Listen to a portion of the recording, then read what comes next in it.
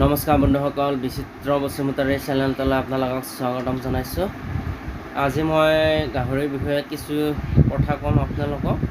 যিখিনি থুলমূলভাৱে জানো সেইখিনি আপোনালোকক জনাম বুলি ভাবিছোঁ। আৰু যিসকলে মোৰ ভিডিঅ'টো নতুনকৈ চাই আছে সিহঁতে মোৰ চেনেলটো লাইক আৰু ছাবস্ক্ৰাইব কৰি দিব। মানে গাহৰি পোৱালি আনিব গ'লে বজাৰত আপোনালোকেতো গম নাপায় মানে পোৱালিকেইটা ইনব্ৰিডিং না আউটব্ৰিডিং, সেইবোৰতো আমি গমেই নাপাওঁ। সেনেকুৱা বহুত মানুহৰ মানে লোকচানৰ সন্মুখীন হয়। ময়ো সেনেকুৱা ভুক্তভোগী। মই 2-3টা গাহৰি সেনেকুৱা হৈছে। মানে এবাৰ মেখলা বুলি কয় নহয়, সেনেকুৱা গাহৰি এটা আহিছিল মোৰ তাত।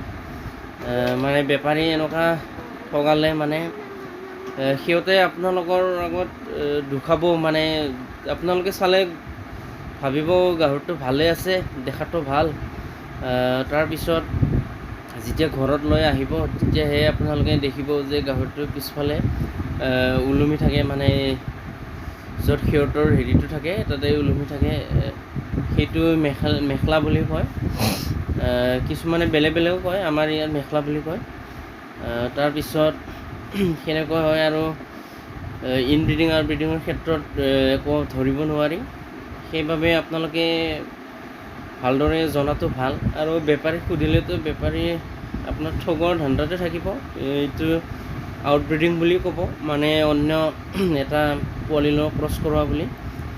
আৰু ইনব্ৰিডিং মানে হৈছে এটা মাকৰ পোৱালিৰ লগত ক্ৰছ কৰোৱাটো কোৱা হয়। মানে ভায়েক বৈনেক সেনেকুৱা হেৰিৰ লগত ক্ৰছ কৰোৱাটো ইনব্ৰিডিং বুলি কয়।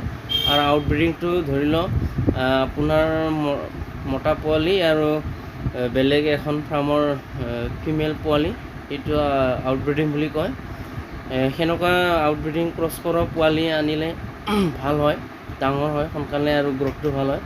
আৰু ইনব্ৰিডিংটো হ'ল আপোনাৰ ডাঙৰ নহ'বও পাৰে, কিছুমানৰ হৈ যায়। মই মানে সেনেকুৱা পাইছোঁ, মোৰ ডাঙৰ হোৱা নাই। মই সেনেকৈ 2-3টা গাহৰি আনি লছৰ সন্মুখীন হৈছোঁ। চ' আপোনালোকক মই এইখিনি জনালোঁ যে পোৱালি আনিব গ'লে সেইখিনি কথা জানি লওক। আৰু গাহৰিৰ মায়েক মানে কিমান ডাঙৰ সেইবোৰ চাই ল'ব। কেইপেন দিয়া মানে কেইবাৰ পোৱালি দিয়া, আৰু মতাটো জানি ল'ব কেনেকুৱা, কিমান ডাঙৰ, বয়স কিমান, সেইবোৰ জনাটো উচিত। আৰু সেনেকৈ বজাৰত মানে বহুত মানুহে নাজানে মানে ইনব্ৰিডিং আউটব্ৰিডিং মানে কি।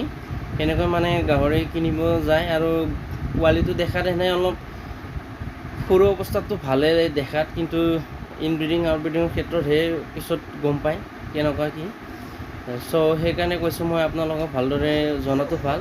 পাৰিলে আপোনালোকে বজাৰত কিনাত কৰি মানুহৰ ঘৰত যায় ভালদৰে চাই লৈ কিনাটোৱে ভাল। সেইখিনি কথা আৰু আপোনালোকক জনালোঁ মই, যাতে মোৰ দৰে আপোনালোকে সেনেকুৱা অৱস্থাত নপৰে।